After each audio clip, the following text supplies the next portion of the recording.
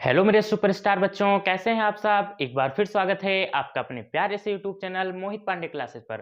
Friends, इन दिनों हम लोग फिजिक्स वाली मैथ सीरीज कर रहे थे। इस सीरीज में मैंने आप लोगों से बोला था कि आप लोग को मैं लॉग मतलब लघुगुणक और समाकलन, अवकलन, सदिश और कुछ बेसिक कैलकुलेशन इस सीरीज के अंतर्गत पढ़ाने वाला हूं, जिसमें से अभी तक हम लोगों ने लघुगणक और अवकलन ये दो टॉपिक पूरी तरीके से समाप्त कर लिया है। अगर आप लोगों ने अभी तक वो वीडियो नहीं देखे हैं तो नीचे डिस्क्रिप्शन बॉक्स में आपको उसका लिंक मिल जाएगा। देखिए फ्रेंड्स, ये सीरीज चलाने का मेरा उद्देश्य क्या है। काफी स्टूडेंट जो क्लास 11th और 12th में हैं उनको फिजिक्स और केमिस्ट्री के न्यूमेरिकल में बहुत प्रॉब्लम होती है, और उन्हीं प्रॉब्लम को देखते हुए मैंने ये सीरीज चालू की है। उस न्यूमेरिकल में कहाँ-कहाँ क्या दिक्कत होती है, आपको क्या नहीं आ रहा है, कौन-सा कॉन्सेप्ट नहीं क्लियर है, किस वजह से आपको समस्या हो रही है, वो सारी जानकारी आपको इस सीरीज में मिलेगी। ज़्यादातर समाकलन और अवकलन बहुत इसमें बच्चे बहुत कन्फ्यूज़ रहते हैं।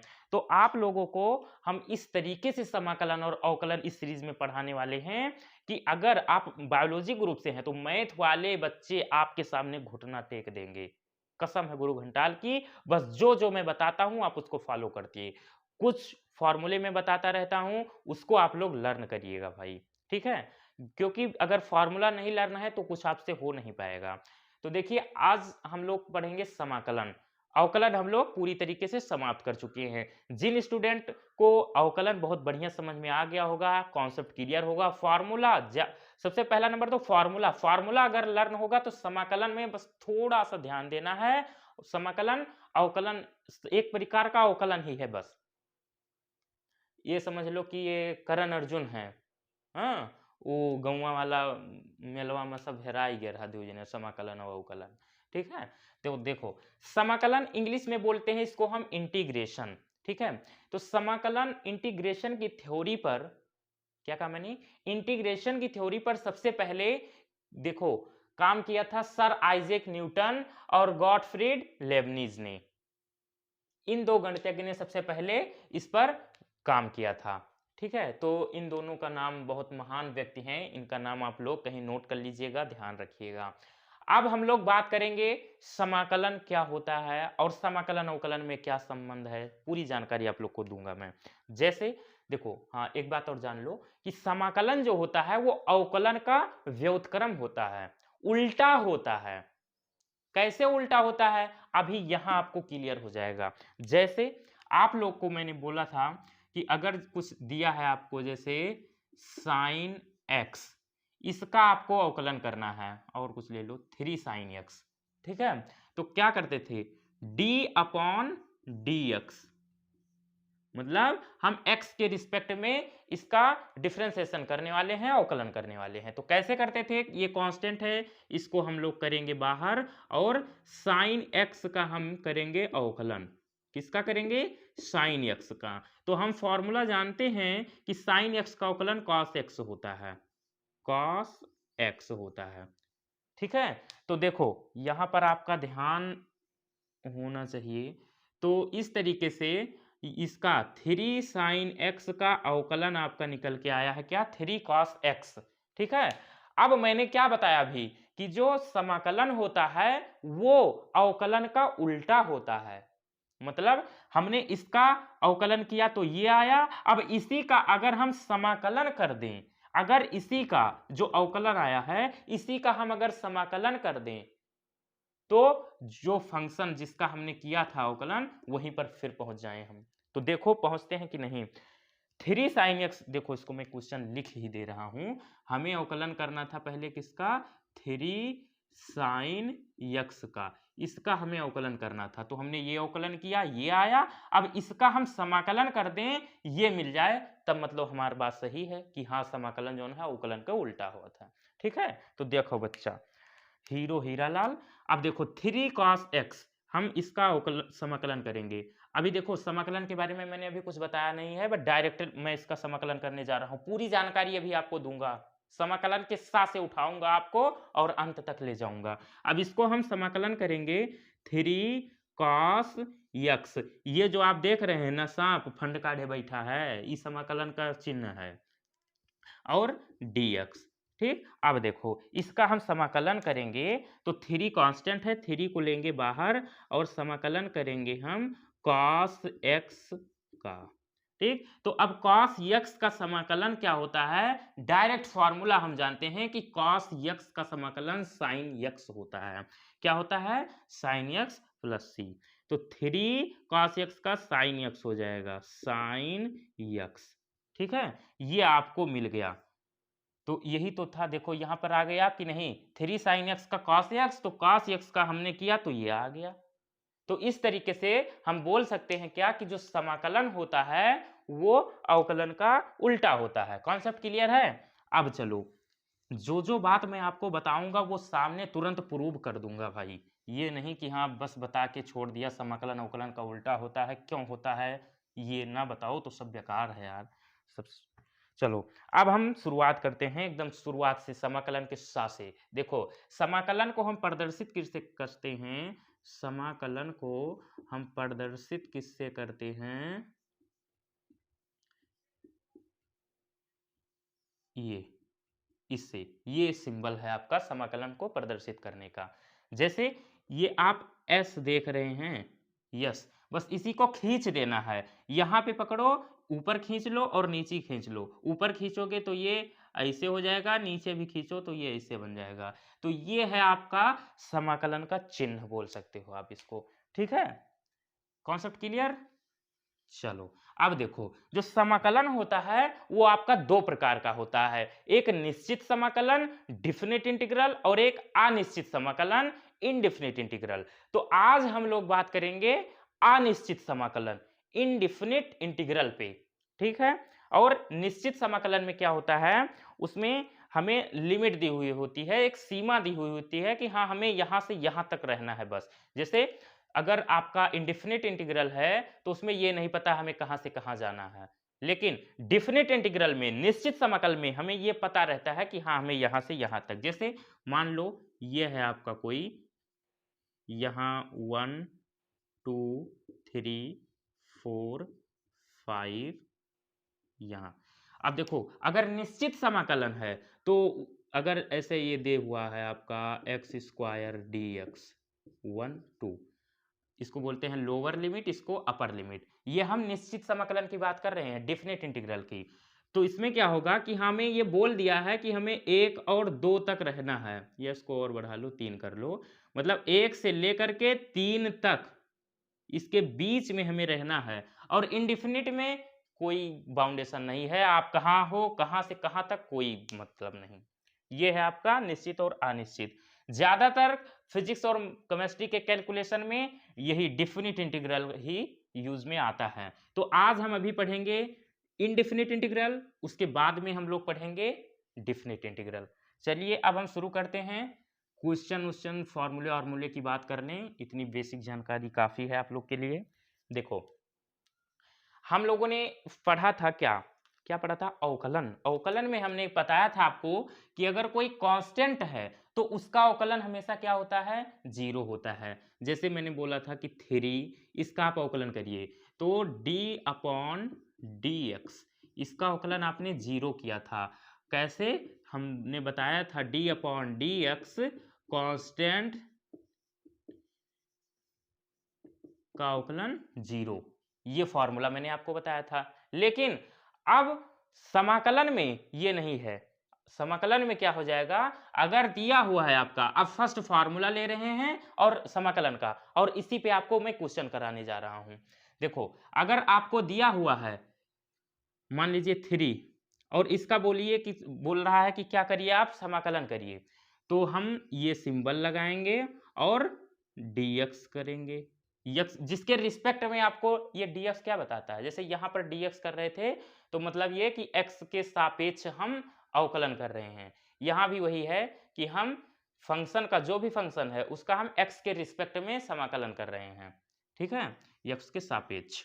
अब देखो ये 3 क्या है, कांस्टेंट है, तो करेंगे क्या, हम 3 को बाहर करेंगे, अंदर बचेगा 1 dx। ठीक, अब देखो 3 और 1 dx का फॉर्मूला पता है x प्लस सी, तो इसका क्या हो जाएगा आपका x प्लस सी।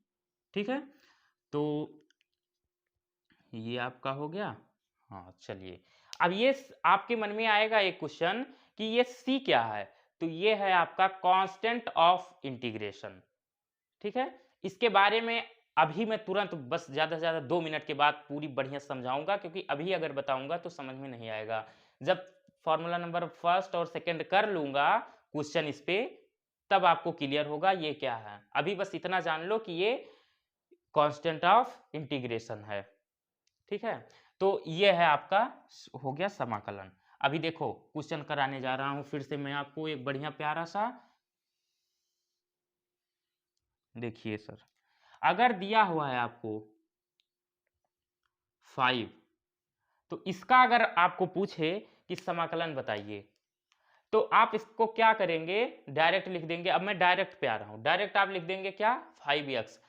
8 को पूछे 8x, 9 का पूछे 9x, 10 का पूछे 10x, बट कंडीशन होनी चाहिए किसके रिस्पेक्ट में, x के रिस्पेक्ट में कहेगा तभी होगा ऐसा सर। हाँ नहीं तो सब चौपट कह देबो यार। अब देखो इसका अगर 5 का हमें कह रहा है कि इंटीग्रेशन करिए, तो ये 5 और ये dx हो गया। अब देखो यहाँ 5 को हम लेंगे बाहर, बाहर कर लेंगे और 1 बचेगा अंदर dx।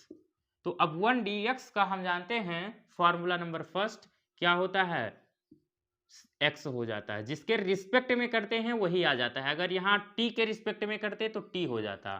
तो यहाँ पे ये 5 और इसका क्या हो जाएगा 5t, 1 dx का t और प्लस में कांस्टेंट ऑफ इंटीग्रेशन c हो जाएगा। ये आपका हो गया।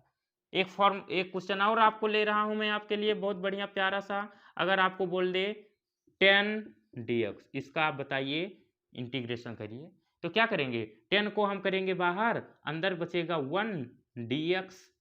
ठीक, मतलब 10 का आप अंदर जो मल्टीप्लाई करोगे तो 10 1 जा 10, 10 dx ही तो रहेगा। ये बस हमने 10 को बाहर कर लिया है।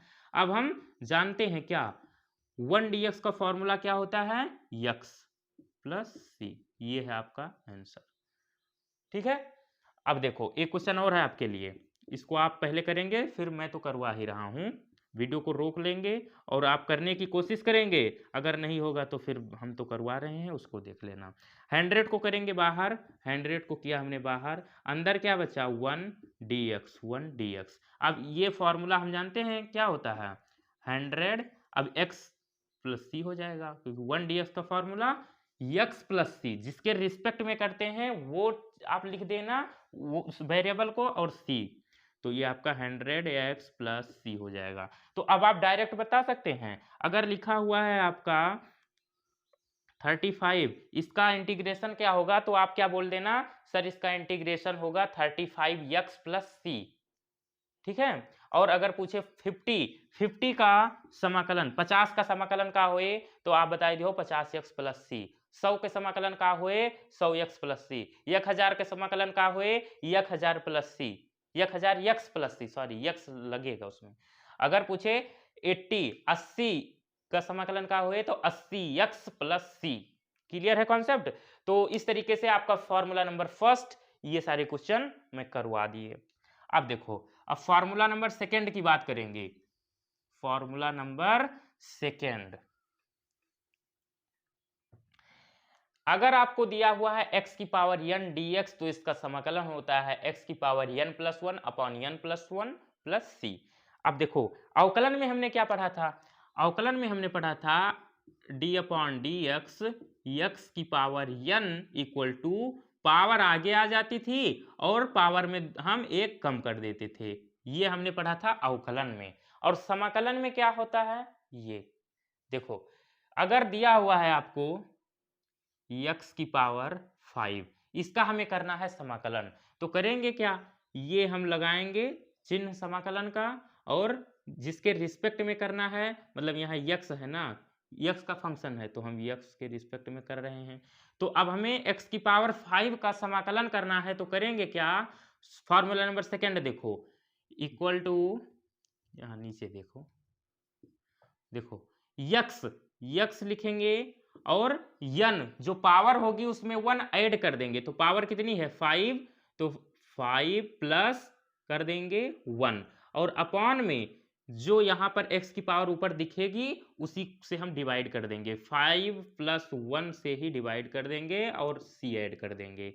तो ये x की पावर 6/6 + c, ये आपका आंसर हो गया। ठीक है, एक और दूसरा क्वेश्चन मैं ले रहा हूं। अगर आपको बोल दे ऐसे x की पावर 9, इसका आप करिए समाकलन, तो हम समाकलन का ये चिन्ह लगाएंगे और dx, x के रिस्पेक्ट में हम इसका इंटीग्रेशन कर रहे हैं। तो होगा क्या, जो पावर होगी उसमें हम पहले 1 ऐड कर देंगे और उसी से हम डिवाइड कर देंगे। x की पावर 9 थी तो x की पावर 9 + 1 कर देंगे और अपॉन में 9 + 1, ऊपर जो x की पावर बनके तैयार होगी उसी से हम डिवाइड कर देंगे और प्लस में c कर देंगे, कांस्टेंट ऑफ इंटीग्रेशन। तो x, अब 9 + 1 10, तो x की पावर 10 अपॉन में 10 + c, ये है आपका फाइनल आंसर। समझ में आ गया? एक क्वेश्चन और देखिए, कोई दिक्कत होगी तो अभी समस्या आपकी सारी दूर हो जाएगी बच्चा। अगर आपको दे दिए क्वेश्चन कि आप करिए समाकलन x की पावर, ऐसे चलो बढ़िया से ले रहा हूं क्वेश्चन, 1/x की पावर 3 dx। अब ये क्वेश्चन है तो सर इसको क्या करें? सर अब तो आप भैया फंस गए चक्कर में। कुछ नहीं यार, देखो ध्यान दो, इंटीग्रेशन, अब इसको भी हम थोड़ा सॉल्व करेंगे, इंटीग्रेशन लायक बनाएंगे, इसका भी हम डायरेक्ट नहीं बता सकते कि क्या होगा। तो देखो 1/x की पावर 3 है और हम लोग जानते हैं कि अगर कोई चीज अपॉन में है ऊपर ले जाते हैं तो उसका जो पावर है वो उसका साइन बदल जाएगा, अगर माइनस में है तो प्लस में, प्लस में है तो माइनस में, वही चीज ऊपर से नीचे लाने पर हो जाता है। ठीक, चलो तो अभी 1/x³ है, अगर x³ को ऊपर हम ले जाएंगे तो ये x की पावर -3 हो जाएगा और ये dx तो रहेगा ही रहेगा। अब आप इसका बना सकते हैं समाकलन, क्या होगा, कैसे? अब तो ये x की पावर n बन चुका है ना, अब n माइनस में भी हो सकता है, कोई दिक्कत नहीं। हाँ बट एक बात ध्यान रखना, n कभी भी -1 नहीं होगा, n कभी भी -1 नहीं होगा। अभी तुरंत मैं करवा रहा हूं इससे भी क्वेश्चन, क्यों नहीं होगा वो भी बता रहा हूं। चलो अब इसका तो हम लोग जानते हैं क्या कि पावर में हम 1 ऐड कर देंगे, तो पावर कितनी है -3, तो -3 में हम 1 ऐड करेंगे और इसी ये जो पूरी पावर है इसी से हम डिवाइड कर देंगे, -3 + 1 और plus constant of integration c। ये हो गया, यहां तक क्लियर है। अब x की पावर -3 + 1, ये -2 हो जाएगा, अपॉन में -3 + 1, ये -2 हो जाएगा और प्लस में c। बस यही आंसर, थोड़ा सा और बढ़िया सॉल्व कर लो इसको। अभी देखो ये माइनस, अब ये ऊपर ये वाला माइनस है, ये वाला ये जो दिख रहा है ना वो, अब x की पावर -2 अगर हम इसको नीचे लाएं तो ये क्या हो जाएगा, नीचे ये प्लस में हो जाएगी इसकी पावर और 2 भी है तो ये +c। तो इस तरीके से 1/x³ का समाकलन क्या आया, -1/2x² + c। क्लियर है कॉन्सेप्ट? चलिए अब हम आपको बताने जा रहे हैं कांस्टेंट ऑफ इंटीग्रेशन c के बारे में, क्योंकि अब दोनों जो फार्मूला नंबर फर्स्ट है सेकंड है दोनों पर हम लोगों ने क्वेश्चन कर लिए हैं। ठीक है, चलो अब इसको हम रहे हैं हटा यहां से।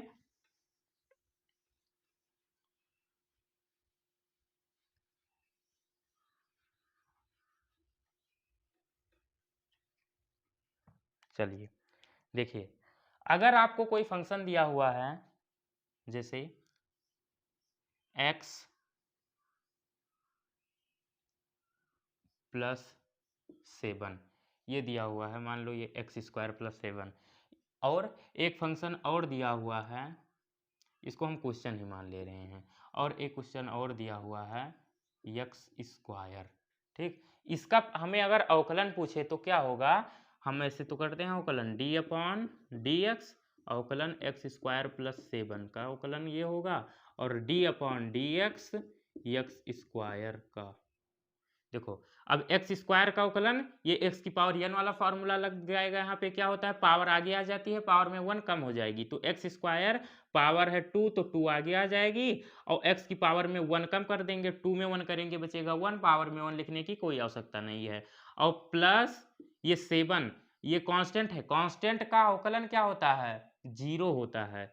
ये हो गया, ये आ गया आपका एक्स स्क्वायर प्लस 7 का अवकलन। ठीक, अब देखो इसका अगर अवकलन मत करें तो वही काम, पावर आगे आ जाएगी और पावर में 1 कम हो जाएगी। समझ में आ गया। अब देखो, अब आप देखेंगे, हमने अभी अभी कुछ समय पहले आपको क्या बताया था कि जो समाकलन होता है वो अवकलन का उल्टा होता है। मतलब एक्स स्क्वायर प्लस 7 का अगर हम अवकलन किए हैं, ये आया है, तो इसी का समाकलन करने पर ये आना चाहिए। क्यों? क्योंकि समाकलन अवकलन का उल्टा होता है। तो चलिए हम इसका समाकलन करते हैं, क्या देखते हैं ये आता है या नहीं आता है। अभी कॉन्सेप्ट आपका क्लियर हो जाएगा कि ये जो C लग रहा है क्यों लग रहा है, इसकी आवश्यकता क्यों है। चलो अब हम इंटीग्रेशन का साइन लगाएंगे और किसका, 2x प्लस 0 का जा रहे हैं करने हम लोग समाकलन, 2x प्लस 0 और dx।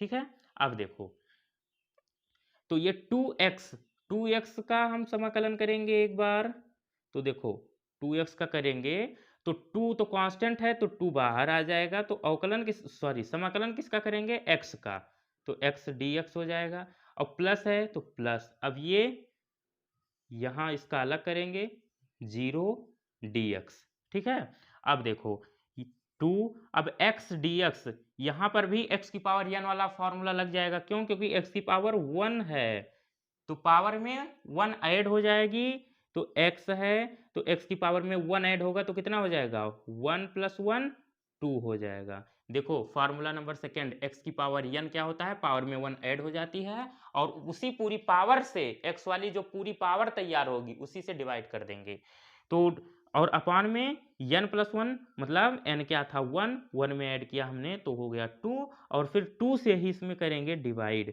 ठीक, और प्लस ये 0 का इंटीग्रेशन क्या होगा, 0 होगा, इस 2 से ये 2 कैंसिल हो गया, और x स्क्वायर प्लस 0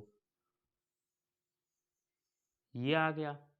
ठीक है, तो देखो एक्स स्क्वायर प्लस 0, 0 मतलब कुछ नहीं, आया क्या हमारा एक्स स्क्वायर, और आना कितना चाहिए, एक्स स्क्वायर प्लस 7, मतलब ये एक्स स्क्वायर आया है, इसे आना चाहिए एक्स स्क्वायर प्लस 7।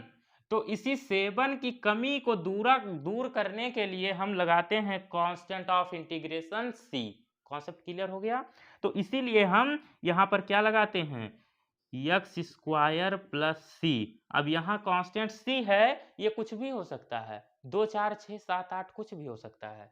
अगर हमने यहाँ पे 7 लिया है तो इतना आया, अगर हम यहाँ पर कुछ और ले लें, मान लो यहाँ पर हम इसी समय बदल दे रहे हैं, इस क्वेश्चन को कर दे रहे हैं 10, ठीक है, तो 10 कर दे रहे हैं, फिर भी आंसर यही आएगा। इसका अवकलन करेंगे तो भी यही आएगा, आंसर पर कोई प्रभाव नहीं पड़ेगा।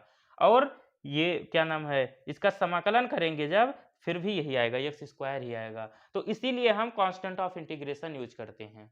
ठीक, तो यहाँ पर जो c की वैल्यू है वो क्या है, 10 है, तो x प्लस सी, सॉरी एक्स स्क्वायर प्लस सी, जहां पे c क्या है 10। क्लियर है कॉन्सेप्ट। चलिए, कोई रटाने वाली चीज नहीं है भाई, पूरा एक एक कॉन्सेप्ट आपका क्लियर रहेगा। चलिए, टाइम कितना हो गया भाई देख लूं जरा, वीडियो ज़्यादा बड़ा ना हो जाए आपके लिए। चलो थोड़ा और देख लो, एक दो क्वेश्चन। अब ये आपके त्रिकोणमितीय फलन जो होते हैं उनके फॉर्मूले लिखे हुए हैं, उनको हम करने वाले हैं। देखो जो फॉर्मूले हमने अवकलन में लर्न किए थे उसी का काम यहाँ पर है, बस उल्टा कर देना है। जैसे हम लोगों ने अवकलन में क्या पढ़ा था, d upon D x sine x का अवकलन क्या होता है, कॉस एक्स। ठीक है, तो कॉस एक्स का इसका समाकलन क्या होगा, साइन एक्स होगा। तो वही तो लिखा है यहाँ पे, कॉस एक्स का समाकलन साइन एक्स। ठीक है, और हमने क्या पढ़ा था कि कि D upon D x cos x क्या होता है minus sine x. Cos x का समाकलन कॉस एक्स का अवकलन माइनस साइन एक्स। तो साइन एक्स का समाकलन क्या होगा? तो साइन एक्स का समाकलन माइनस कॉस एक्स, क्योंकि यहाँ पर ये माइनस था ना इसलिए माइनस उधर चला गया, माइनस कॉस एक्स प्लस सी। क्लियर है? सेम सारा इसी तरीके से है। अब मैं कॉन्सेप्ट आपका क्लियर हो चुका है। अब एक एक फॉर्मूले से रिलेटेड मैं क्वेश्चन आपको करवाता चलूंगा, साथ में फॉर्मूला आपको समझ में आता चलेगा। ठीक है, चलो अब अगर आपको मैं क्वेश्चन दे दूं, क्वेश्चन है आपके लिए 3 साइन एक्स, इसका आप करिए समाकलन। तो इसका समाकलन क्या होगा सर? इसका समाकलन होगा ऐसे, ये साइन लगाएंगे और dx लिख देंगे। अब देखो कांस्टेंट है c, तो सॉरी 3, तो 3 को लेंगे बाहर, समाकलन करेंगे किसका?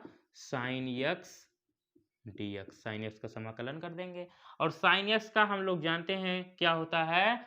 साइन x का माइनस कॉस x प्लस सी, तो माइनस, यहाँ माइनस लग जाएगा और कॉस x प्लस सी, ये हो गया आपका आंसर।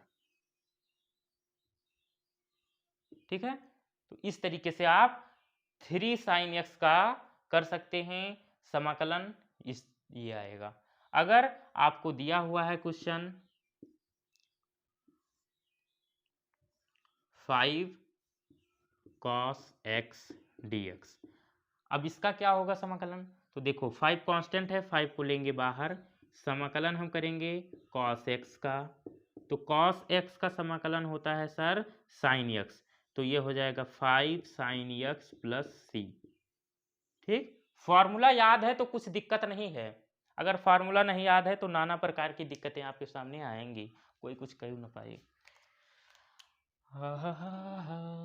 अब देखो, अब अगर आपको दे दिया जाए क्वेश्चन, थोड़ा बढ़ा रहा हूं अब लेवल, अगर है आपके सामने इस तरीके का क्वेश्चन, हमें करना है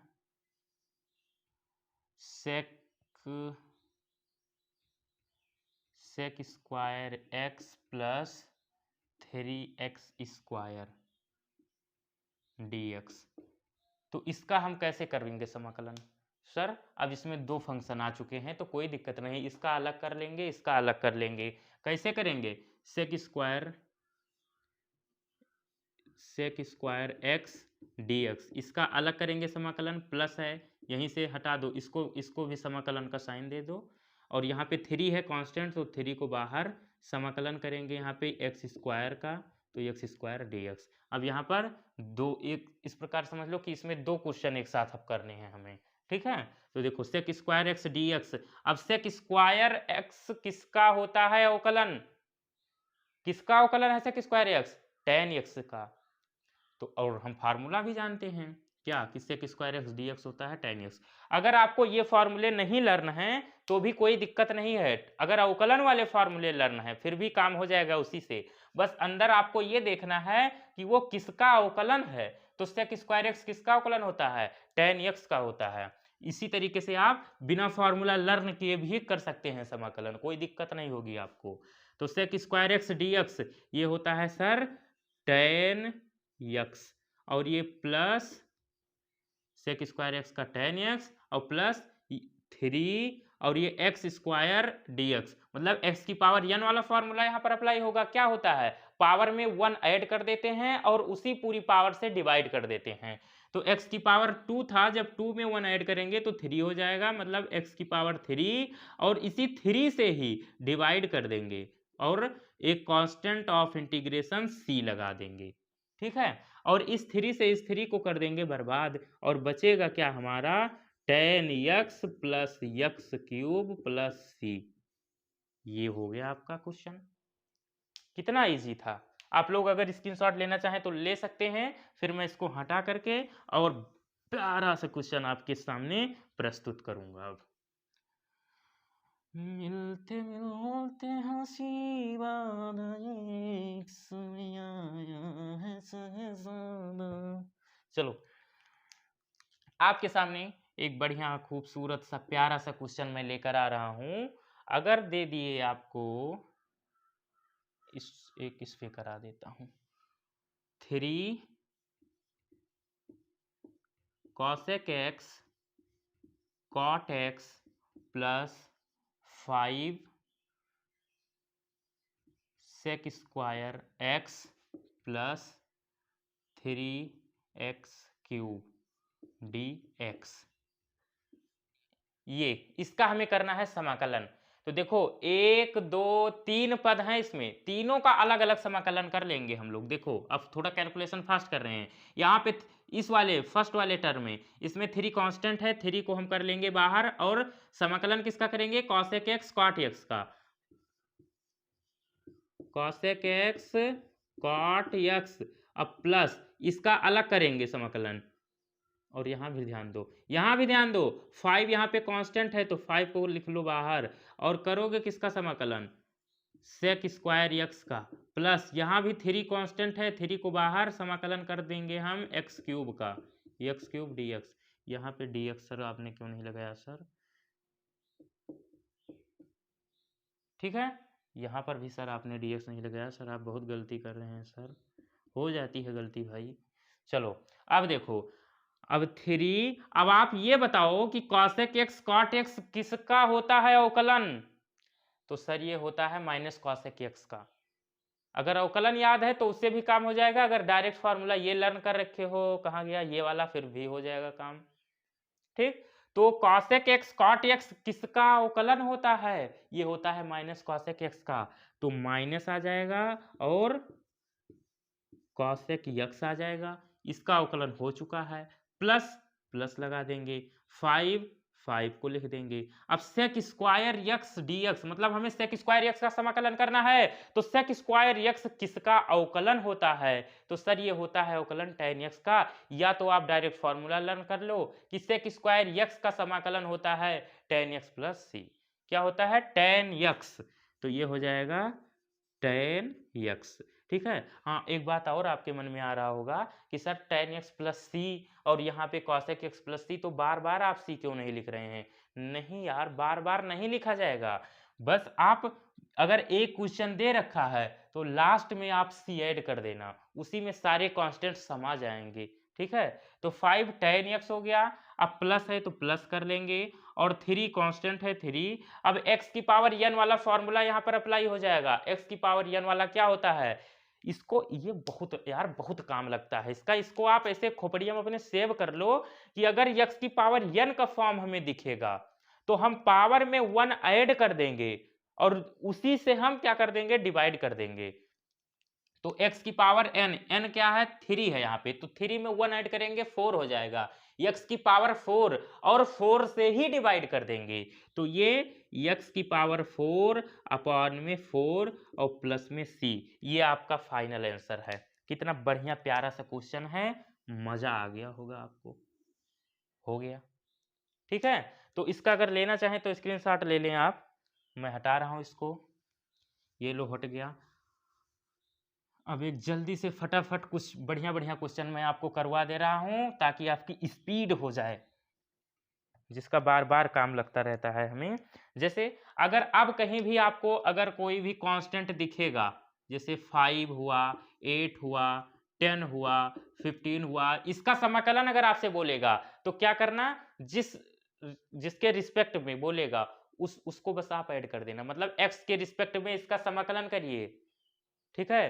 तो क्या करेंगे, बस ये देखना फंक्शन हमारा, फंक्शन का जो वेरिएबल है किस फॉर्म में है, x में, y में, p में, m में, n में, तो अगर ज्यादातर आपको x ही मिलेगा तो क्या करना, 5x इसका समाकलन क्या हो जाएगा, 5x इसका क्या हो जाएगा, 8x इसका क्या हो जाएगा, 10x इसका क्या हो जाएगा, 15x, ये है आपका फॉर्मूला नंबर फर्स्ट से, ठीक है। और अब हम क्या करने वाले हैं, फॉर्मूले नंबर सेकंड का देखो खूब फास्ट कैसे कैलकुलेशन करते हैं। अगर दिया हुआ है x की पावर 3, x की पावर 20, x की पावर 99 और x की पावर 200।